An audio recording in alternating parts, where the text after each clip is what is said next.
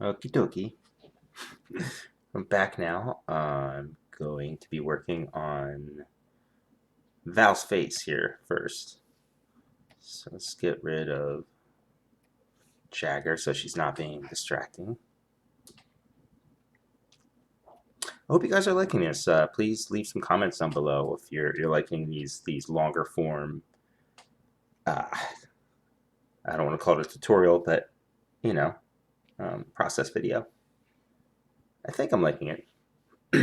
I didn't do them for a long time just because I hadn't set up Streamlabs to do this properly in a long time. I just fell out of habit with it, and sometimes it's just difficult with just the iPhone and angles for uh, the camera over the desk to get a good shot of like what I'm doing without my head being in the way, or without the camera being in the way of me. Anyway, um, yeah, I feel like I'm pretty. Whoops. Yeah, I wanted to fix his face here because he feels a little too masculine. Um, I think his head is just too strong. Oh, my cat's up here. You're gonna have to get down, buddy. If you hear stuff crash, it's because my cat is here. Cat owners know what I'm talking about. Anyway, yeah, Val is a very capable badass, but he's not like lantern jawed.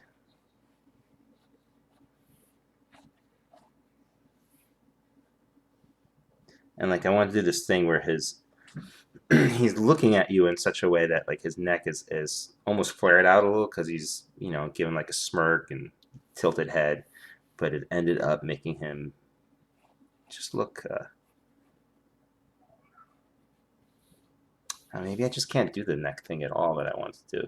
Kind of like when your head's pushed back a little and you're looking down at somebody with like a smart ass look, and your neck will kind of get thicker and flare out some.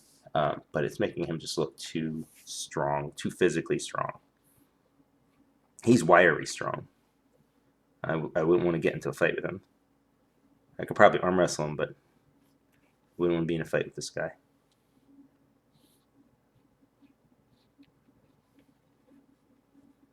Yeah, I think that'll be better.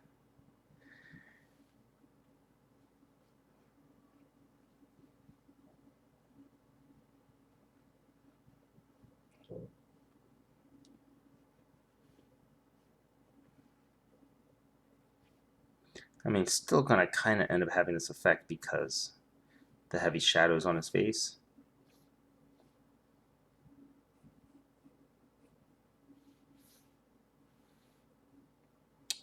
And I have like shadow coming here around his nose, but I'm thinking maybe it needs to be more down here.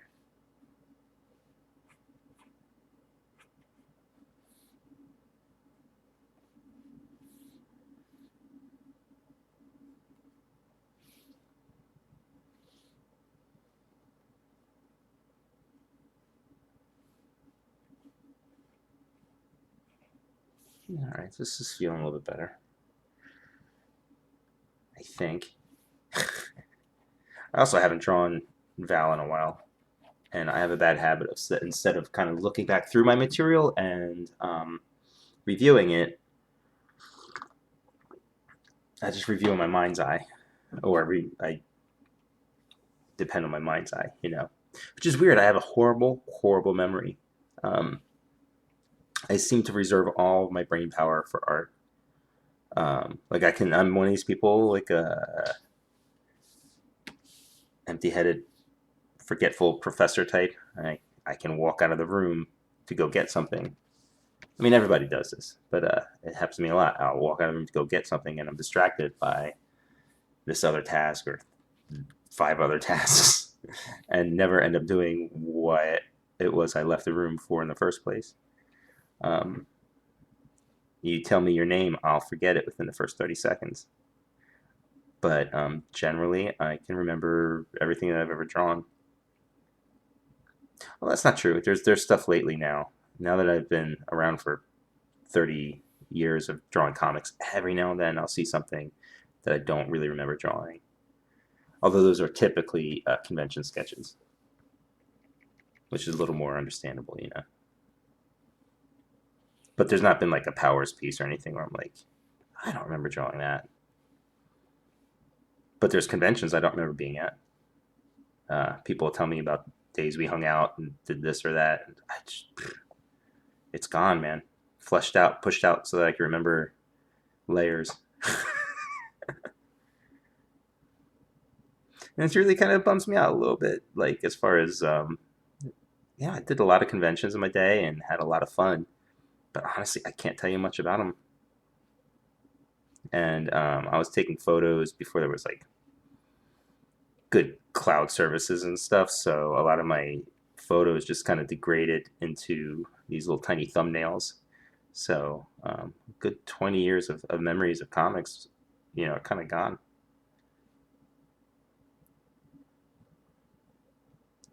But yeah, I don't want to live in the past either. So well, make new memories. Make new memories on the page.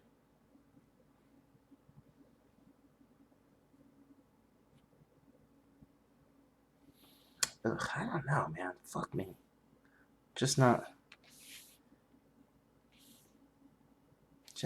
in love with his face. That little line right here helped. I don't know why.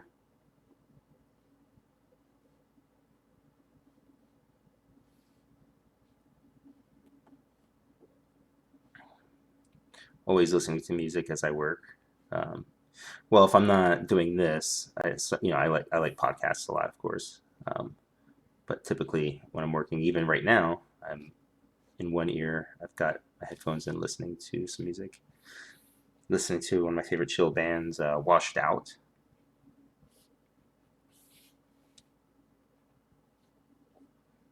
Which is also why your best chance to catch me saying something stupid is on these live streams, because I'm thinking about my art, think about what I'm doing, trying to talk to you guys and listen to music at the same time. So,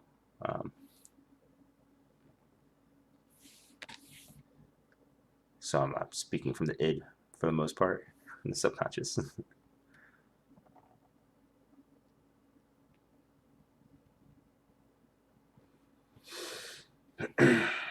So yeah, when I do these fixes, a lot of times I'll keep the layer, you know, parts of what I liked underneath.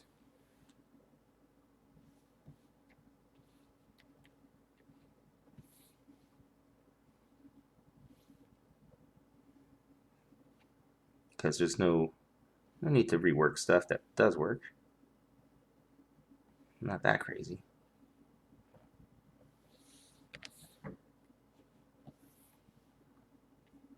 But as you can see already, there's a lot of redrawing that I'll do. I'm not afraid to just, especially digitally, you know. That's one of the other beauties of it. It's one of the things that makes it both less compelling for me to do and also more efficient, more practical for me to do. It's a little less compelling because when I'm working with a pen and brush, like it's so permanent and there's so much work that went into it that is hard to just toss aside. Whereas digitally, it's just easier to make those changes, but at the same time, it feels less precious. So, um, and I know like when I draw something analog and I have a nice beautiful line, I did that line. I made that line. Working digitally, I can't really say that. You know, digital tools do a lot for you, which is why it always cracks me up when I hear people talking about photo references cheating or this technique is wrong or that technique is wrong when we're using tools that practically do everything for us. I mean, it took me years to really understand perspective, and how to do 3-point perspective shots and how to use rulers in ways to use perspective points that are way off of the table. You can see Mike Hawthorne doing this all the time. Look at his YouTube channel. He's amazing. But now you can not really understand much about perspective other than what a horizon line is, that it's where your eye line is in the photo or picture, and the program will do the rest for you. which is beautiful, and I'm not putting it down. But it just cracks me up when people are happy to use those tools, but then they'll be like, "Oh, you use photo reference? Oh, well, yeah, you used a brush that just made all the trees have leaves. That's not a problem for you, but using photo reference is? Okay."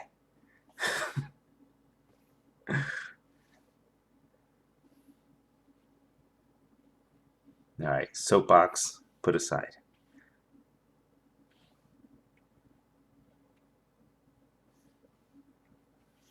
I'm gonna make him a little scruffier here. He's been arrested or taken in for this photo.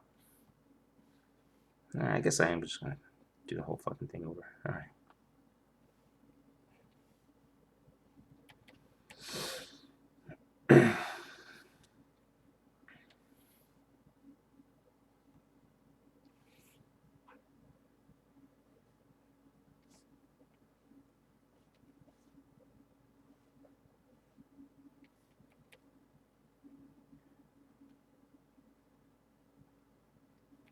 Couple of places we could talk about art. Twitter, if it still exists much longer, I'm not sure. I'm there a lot. Um, uh, on my pro Facebook page, not my family and tight friends one. Um, you can kind of tell a difference when you go there.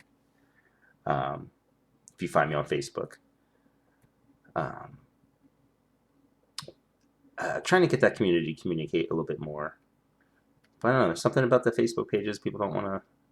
On my Facebook page, there's not a lot of back and forth. There's some really nice people stop by and um, very supportive and stuff. But it's hard to get that community going. I don't know why. But you can always stop by there and ask questions about art. Um, the Brian Bendis Discord page, uh, the Jinx World Discord is what I believe it's called. Um, but you have to subscribe to his Substack, and that's where we get a lot of really great creator information. It's not just us talking comics and stuff, but like there's whole sections on creating comics, on how we're doing what we're doing and stuff. So if you're into being a creator and making comics, it's worth the subscription. And Brian throws everything at you that he can.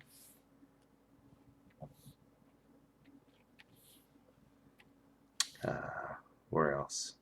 My Instagram. Instagram is weird though. I don't get that as a great place to communicate with people. A lot of followers, but I don't know. I just don't really dig the. There's no real sense of back and forth there, and you can't post links except for in your own bio and stuff. So for promoting, it's not that great either. Damn it! I still don't love his face. It's better than before. I'm gonna leave it for now. Um, I'm not a big believer in perfection or. I mean, you can see I'm putting the effort in. Like it's not like you don't give a fuck or be lazy, but um, you know, you also have to just be realistic about your time when it's time to move on. And right now, it's time to move on. Let's see, should we fill in this ear?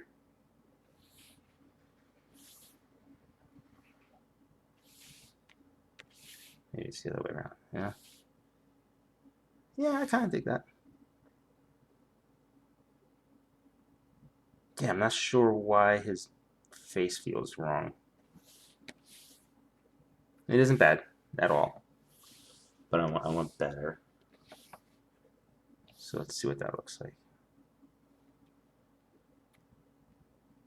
That's fine. I guess his cheekbone should come out. Yeah, okay, I kind of see. It's like his head is slightly looking to the left over here, but his nose is looking more towards the right, which would be fine if it was broken, but he doesn't have a broken nose.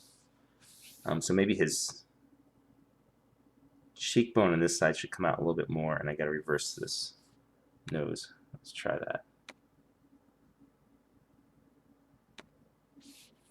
Yeah, that's what it is. All right, let's lower that opacity. I'm going to get a little lazy here and do this. Instead of just redrawing the nose, which I probably should do. I'm just going to flip it.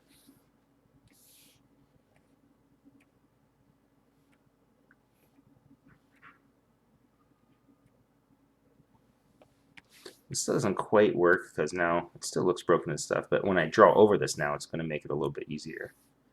So let's do another layer. You know, I've got this really simple drawing style so that ostensibly I can draw faster, but look what I'm putting myself through.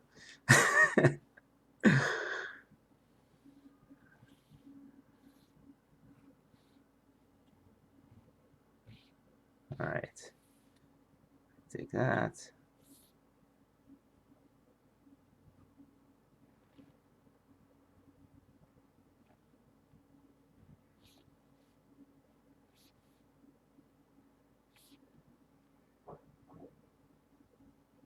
If you've been reading Murder Inc. with us since the beginning, and honestly, Brian and I talk about this all the time.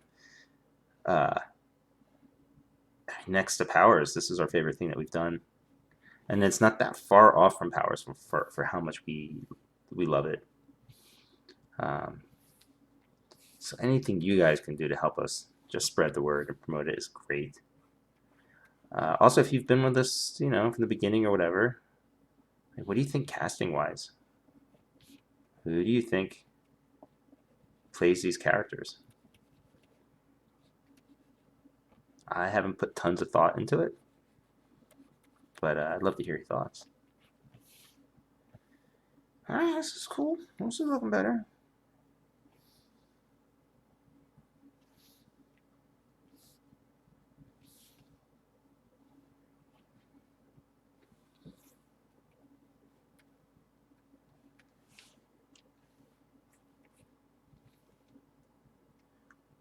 Lower. Bada bing.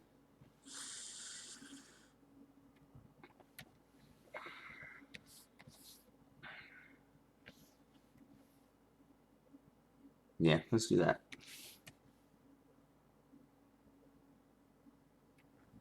I don't know. Maybe we do a little bit of rendering here. Let's see. Just a little bit.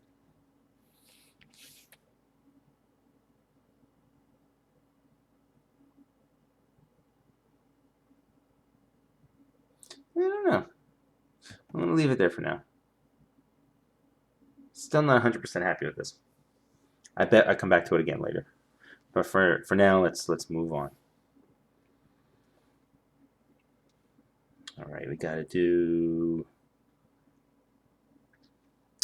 this wanted poster. Let me at least get the outline of this wanted poster.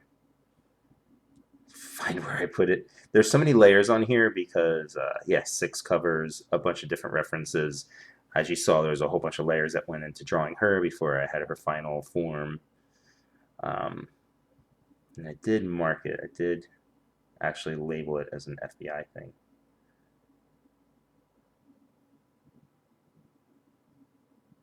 There it is, FBI.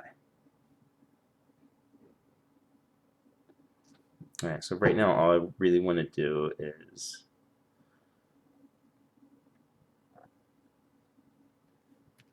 put the wanted poster. I like that you can get different textures with the straight lines and stuff here. This is one of the reasons I love working with Clip Studio. I know a bunch of people also really, really like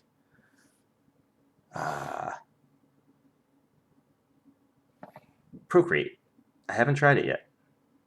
We definitely should try it because I know that Procreate, supposedly you can work with CMYK, which you can't here. You can really only work with RGB, which has never been a huge problem because I usually finish everything off in what's the word I'm looking for? Photoshop.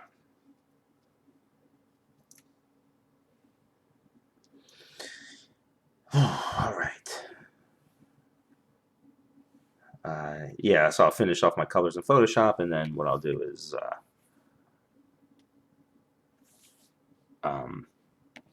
convert things to RGB there, and then change it. But yeah, maybe we got to look into Procreate.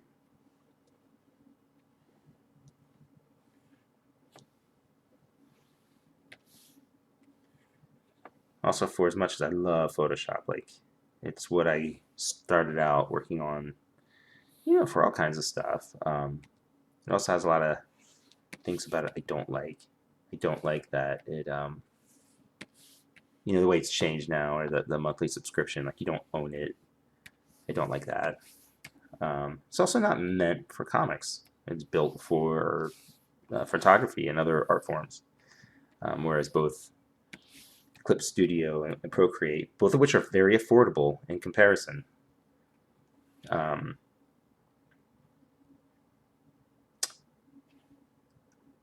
What am I thinking? Oh yeah, they're both affordable in comparison, and they're built for comics. They're made to make comics. Okay, so here's some fun stuff. And we're now going to go into label Jagger.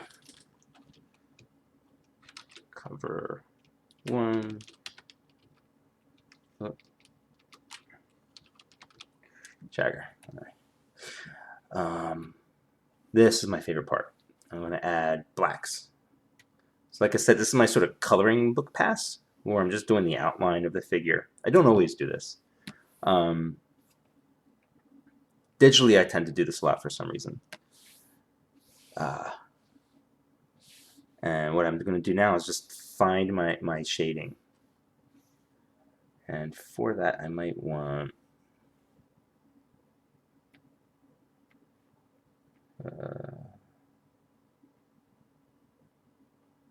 I want to see a little of my underdrawing. This way I can grab some more of the shadings. Alright, make sure I'm on the right layer here. Okay.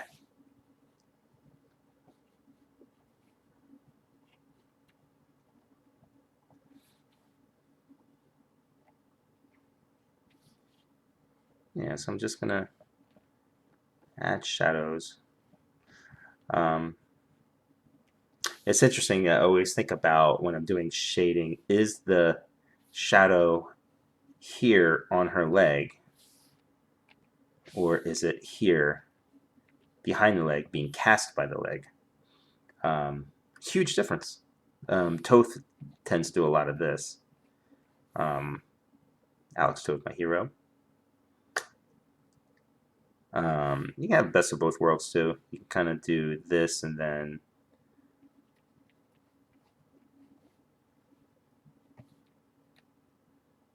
do something like this.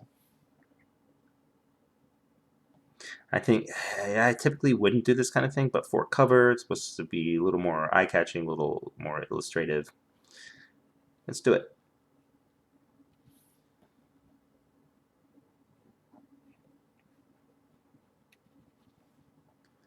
Also gonna do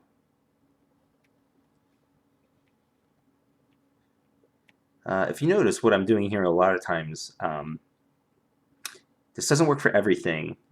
I definitely it tends to work for sort of like leather and fabric, is where I'm creating the form here, I'm actually going against the form that's on the boot. Like this boot is these are all the shapes to it. You ever see those cone drawings in your basic drawing books? That's what they're about. They're just trying to find the shape to these. Sometimes I find that pushing against the shapes, like instead of doing something that kind of lines up with this exterior line, something that would look more like, just get rid of it.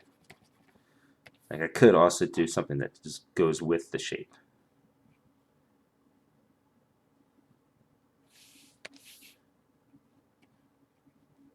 And that works too.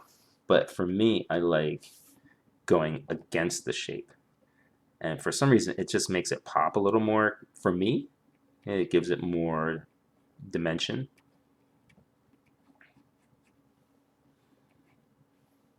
Now, because there's not an object directly behind her, her leg here, that's why there's the shading on her leg as opposed to behind it. Although I suppose with this fake poster back here, I could do something like this too. But maybe what I'll do is I'll do a layer. Actually, yeah, this is nice. But I'll do a layer like this and give it to Taki. Taki can do it in color. But for now, what I want to do is to have black here.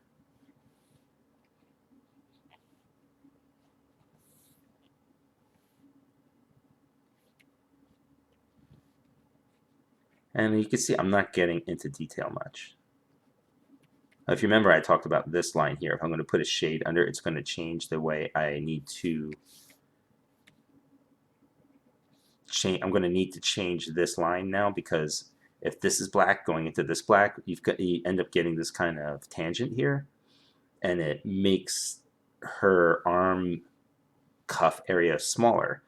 Without the shading back here, without the black back here, it's clear where these two are separate, and like even the thickness of this line, the exterior of it is explaining to you where it ends.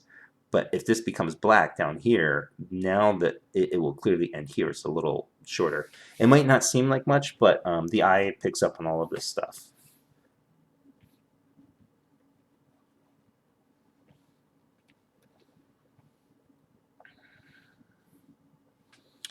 Gun flash coming this way. I mean, it would really, the gun flashes would really change a lot of the lighting choices on her face, but I'm luckily not a literal artist. I'm not a realistic artist, and I choose to make light act the way that I want it to act, as opposed to the way that it actually acts. Does that make any sense?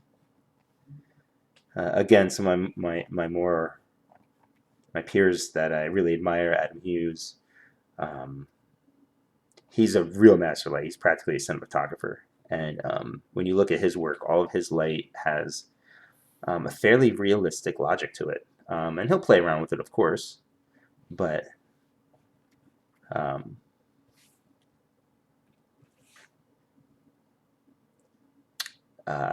yeah, I definitely play around with mine in a more of a abstract way.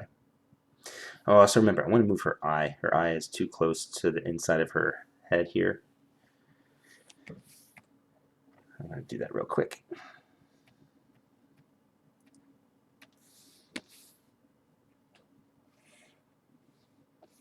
And one of the reasons that happens is because I don't do serious construction work on the face. So you'll see a lot of artists before they draw on the face, like I drew where the eyes are and stuff, but they'll get really detailed into like the shape of the eyeball and the proportion of the eyeballs to the ears and stuff. And I admire all of that kind of work. I play mine a little more loosey-goosey, which I enjoy that sense of being on the seat of my pants with it, but it does sometimes backfire, and I'm not, and you'll see like some goofy faces because of that, or not as in-depth faces as they could be. Yeah, it's one of the things I really admire when I see artists I love. It's like, oh man, they really worked the hell out of that facial construction. There you go. And that emphasizes her nose a little bit more too, which again, that's part of her character. I'm hoping people dig. All right, let's lower that.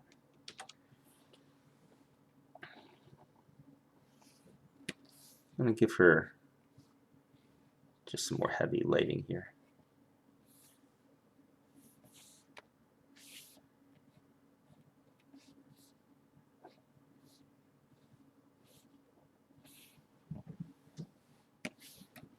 Jagger's so cool. She'd probably hate me though. A lot of eye rolling, I'm sure. She would be like, ugh.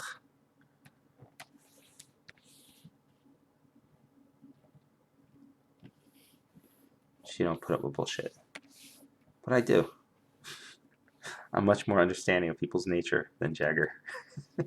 All right, here we go. Here's this fun part.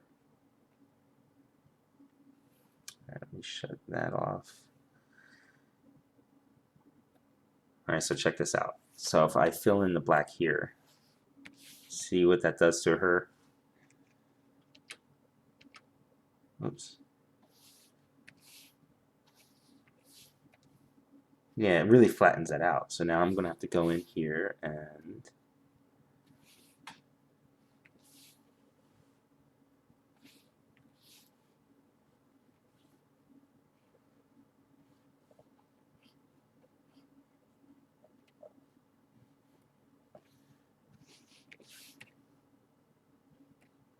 yeah, all right.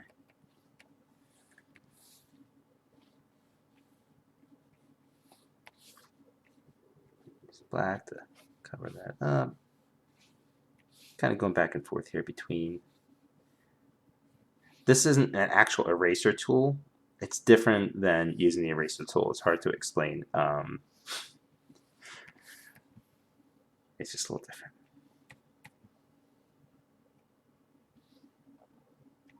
I don't know that I like that shape better, so let me go way back. There we go. So I'm going to do something different here. I'm going to chip away. There's something about this original exterior line that I laid down that I liked better.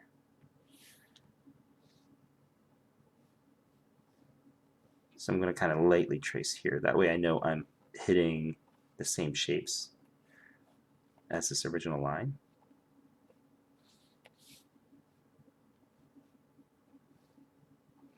Okay. And I accidentally put a little teeny tiny line here. And right there. And I realized I like it because it sort of carries through the what's that called? The seam of her jacket. Maybe it's too strong now. Teeny tiny. Let's go smaller. I'm still using the same like pretty large brush, just because you can get so much variation here. And I think it probably works better if it's a flat ending, which is weird. Sometimes things look better, the line looks better if it ends dull instead of sharp. Can't always say why or when. It just works that way. I think with the muzzle flashing, this is going to look cool to do like a heavy shadow behind it, the gun in hand. Might look a little odd here, but it's going to look pretty good, I think, once we see it colored. Okay, let's look back in our shading now. Another fun thing to do is, so I've created a layer here for my shading ideas. Now I'm going to create another layer on top of that where I'm going to do it with my solid inks. And the reason for this is if I draw over something here that I like, I can take the black off, or if I draw something over it that I like that I realize, oh, it would work great if this went into like a black shape, then I can combine the two. I'll show you what I mean if we get there.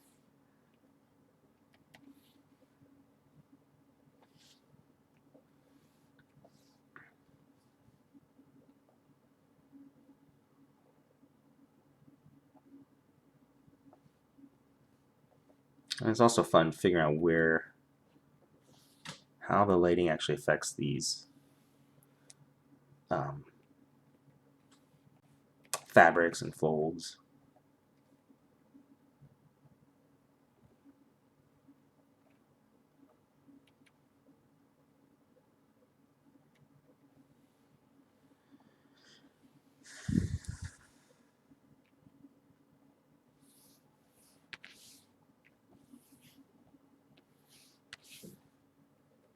Yeah.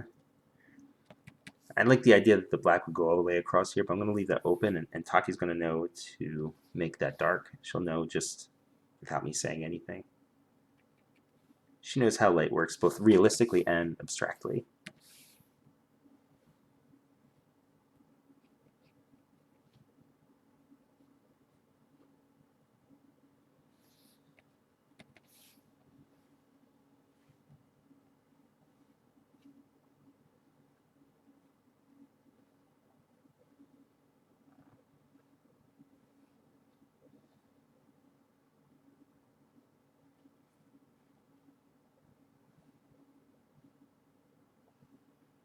Yeah, there's going to be some, yeah, this will be a good example here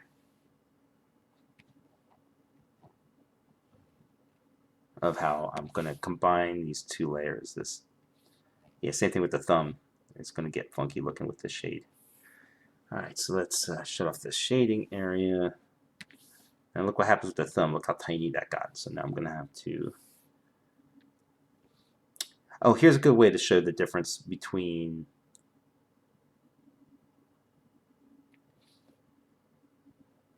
this where it deletes the line versus no, that's not right. Never mind. All right, I'm going to actually use weight here because I've got the layer thing going on. I didn't explain that well, but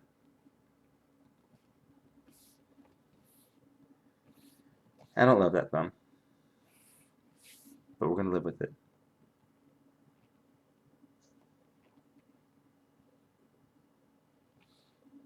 I'm also looking at it really close. And when you start looking at it close like this, you just start seeing weird stuff. Okay, so let's fill this in.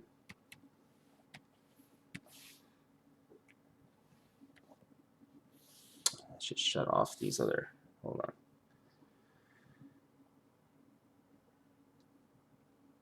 Yeah, shut off this template so that, when I'm filling in the black here, it doesn't hit those lines and leave little dots.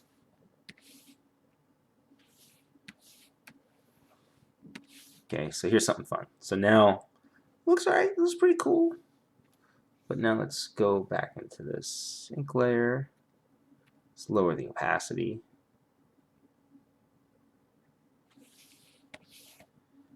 So you can see here the thumb where I kind of reworked stuff. I'm going to erase this bit.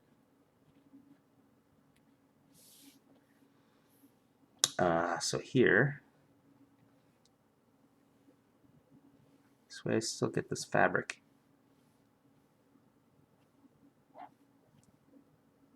That might be too much.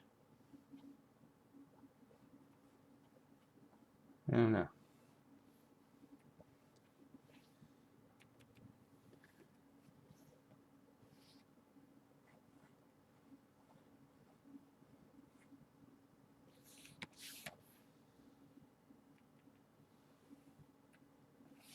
Ugh. Yeah, I don't like this bit here, so let's get rid of this. Oops.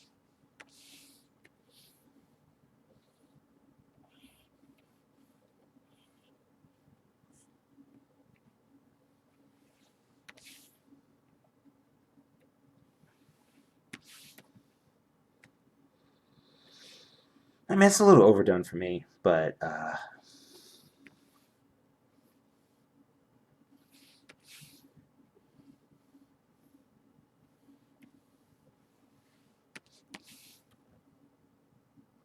all right.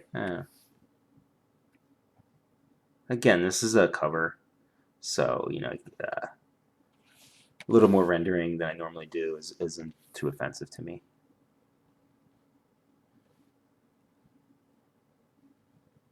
Especially on Murder Inc., I try and keep things like super simple. You'll see later I spent a lot of time taking lines out, covering shapes up.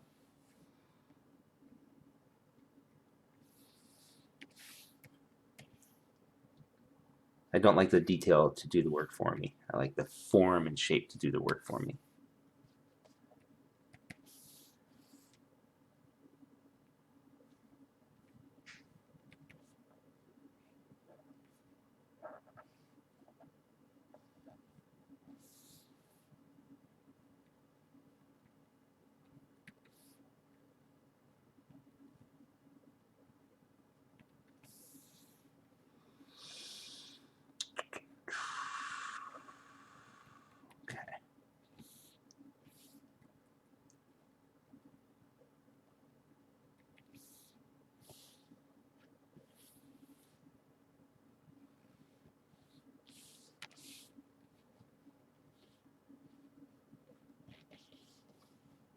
Again, I'm pushing and stopping a little bit here to give it these slight little changes of direction that makes it feel more natural. Because if I did like these perfect lines, to me don't feel, for me, because of the way that I draw, like I know there are these kind of like, even in my best lines, working analog, there are these like microscopic flaws that really bring life to something. And I notice when I'm drawing stuff and all the lines are perfect digitally, You know, yeah, it looks good, but it's missing some breath, some life. It feels like antiseptic. Is that the word? I don't know.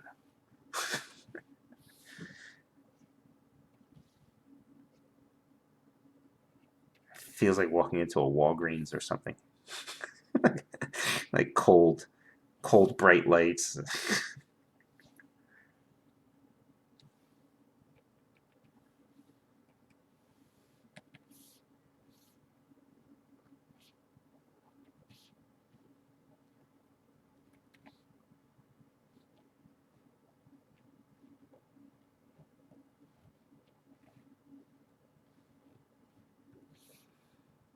All right.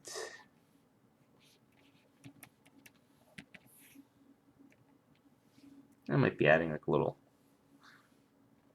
teeny tiny bits of rendering line here and there.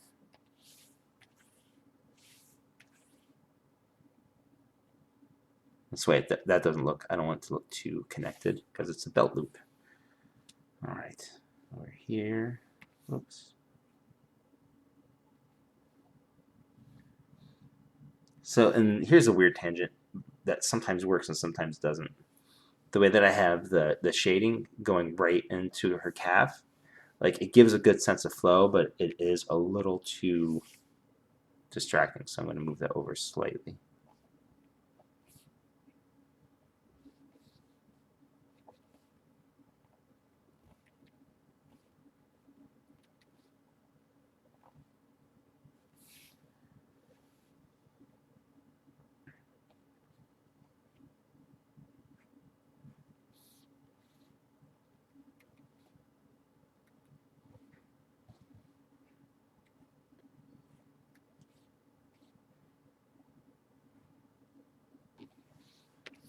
Okay, that's looking all right.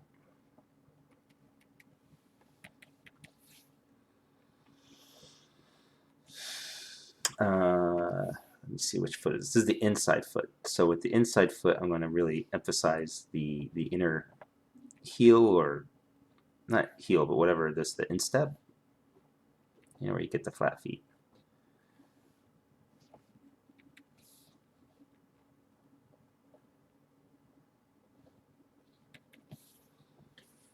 All right.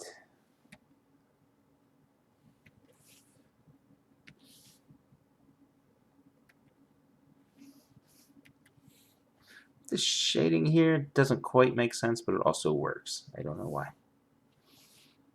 It doesn't quite make sense because her palm would be going like this way, you know. I don't know. Let's see. Fuck. Let's just try it. Maybe I'm wrong. Maybe it does work better if I just do it traditional. No, because now what's going to happen is it's going to look like... That looks weird. Like it's part of her palm or something. So let's go back to this.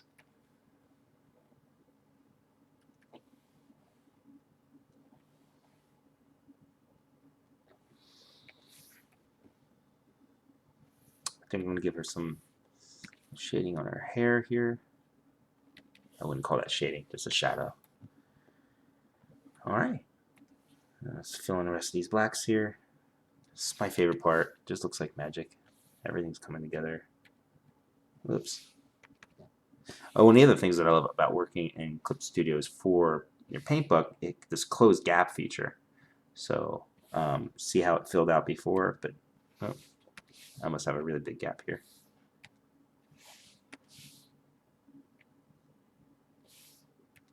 There you go. Just to show you the feature, you can basically, when you're filling in a black line here, if there's an openness to it, you can choose how many pixels the bucket is going to automatically close up for you so that it won't fill out the whole area. Oops, I did something here. What did I do?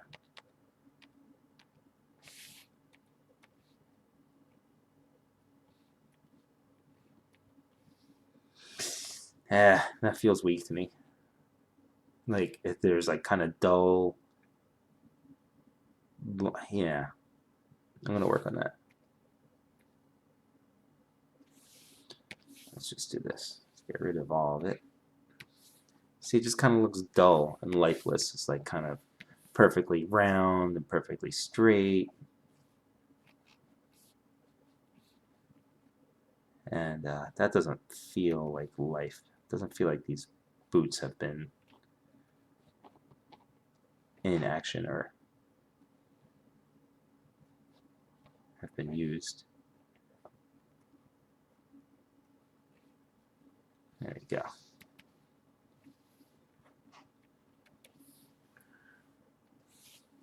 See this little gap here? Now, normally if I click in there, it would fill in all of this, but this automatically closes up the gap a little for you. Still not in love with the boot, but it feels better than before. Especially once I flatten this black, and then I can do a bit of this.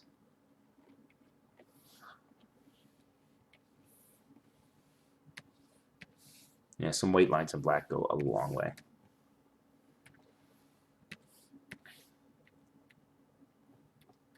Oops.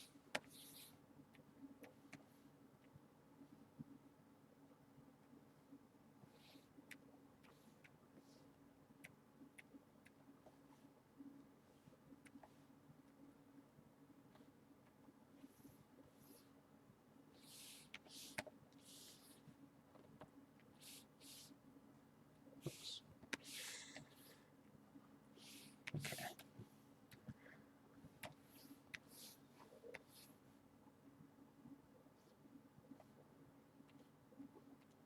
No.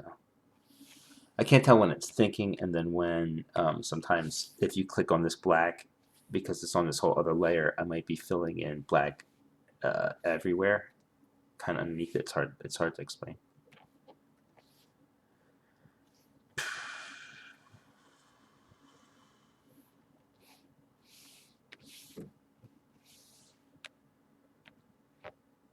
Yeah. I don't do too much rendering on these, but for action, it helps to do just a little bit. A little goes a long way. This is something I picked up from Taki. If you look at some of my earlier stuff, I did a lot more of this kind of rendering. And then she kind of picked up from me, but she did it much more conservatively. And what I discovered was, a little bit goes a long way. It's one of the great things about being married to another artist, another creator. You learn from each other all the time.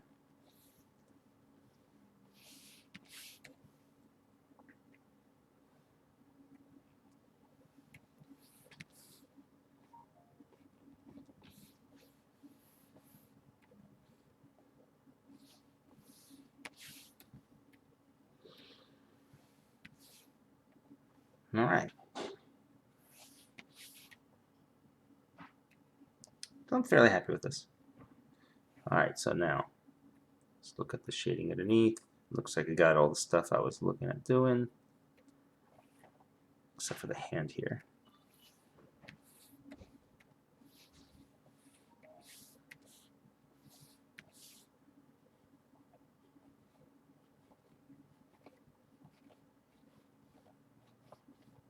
Grip, pistol grip.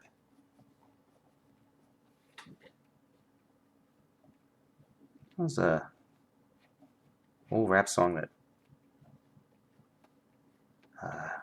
Rage Against the Machine covered, I think. Pistol grip something. Anyway, blah blah blah. Sorry.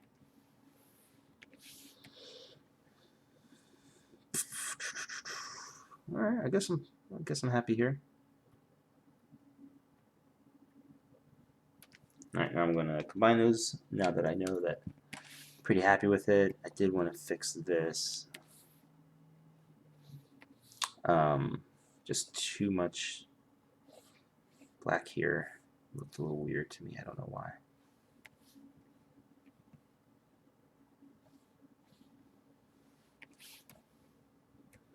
Yeah, that's better. And let me make this nice and thick.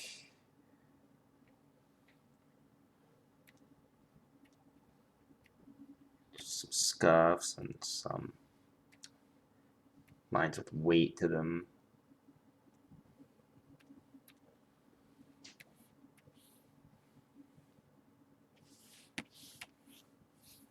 I was gonna put like a heavier line here, but this is gonna gun flash here, so it's gonna get pretty light. Alright, I think this is good for now.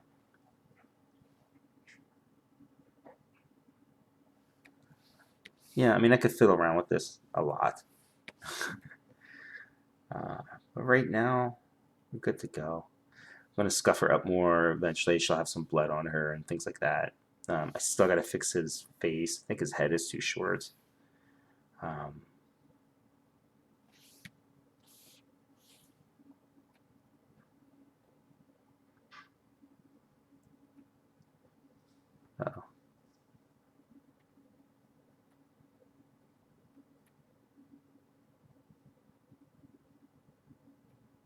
That's fine, I guess. I accidentally... Ooh. What the fuck? Okay, yeah. So at some point, when I filled in a black, it filled this underlayer, which was just Jagger, or just Valentine. So now he's accidentally on both layers, which is also why he has no mouth there. So let's just get rid of this.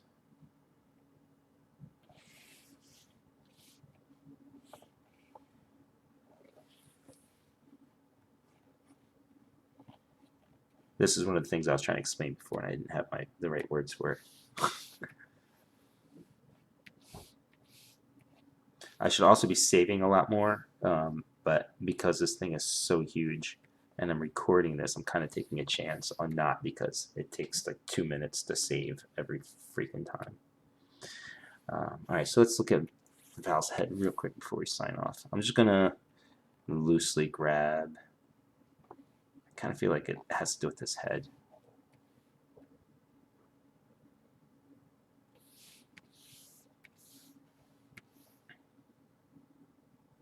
Yeah, I think something like this is a little bit more appropriate for him.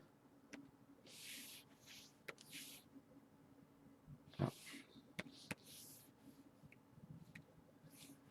Okay.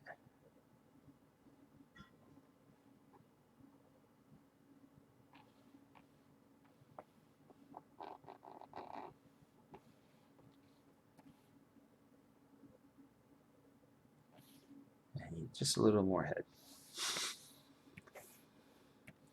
But now he's touching the top of that, so I'll fix that later.